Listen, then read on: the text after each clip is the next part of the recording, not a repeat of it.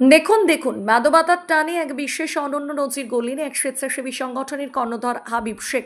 এদিন দুজন মুমূর্ষু রোগী রক্তের প্রয়োজন হয় ভিন্ন গ্রুপের এবং একটি ছিল বিরল গ্রুপের।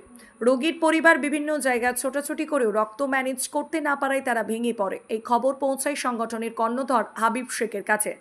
তিনি তড়িঘড়ি করে একটি ডোনার নিয়ে ছুটে যান দমকল সুপার স্পেশালিটি হসপিটালে এবং সেখান থেকে একটি বিরল গ্রুপের রক্ত ম্যানেজ করে দেন। বিশিষ্ট সমাজসেবী গোলাম নুরুজ্জামান মহাশয় তিনি হাবিব শেখের এই প্রচেষ্টাকে সাধুবাদ জানিয়েছেন। তাছাড়াও তিনি আরও জানান, হাবিব শেখ একজন সাধারণ ছেলে হয়েও অসহায় মানুষের জন্য তার এই প্রচেষ্টা সত্যিই প্রশংসনীয়। এছাড়াও রোগীর পরিবার ও সংগঠনের অন্যতম সদস্য নবীন শেখ জাহান শেখর রাকেশ শেখ তেনারা জানান, সত্যি আজকের এই ঘটনা প্রশংসনীয় এবং ধন্যবাদ দিয়েছেন দমকল সুপার স্পেশালিটি হসপিটালের ব্লাড সেন্টারকে।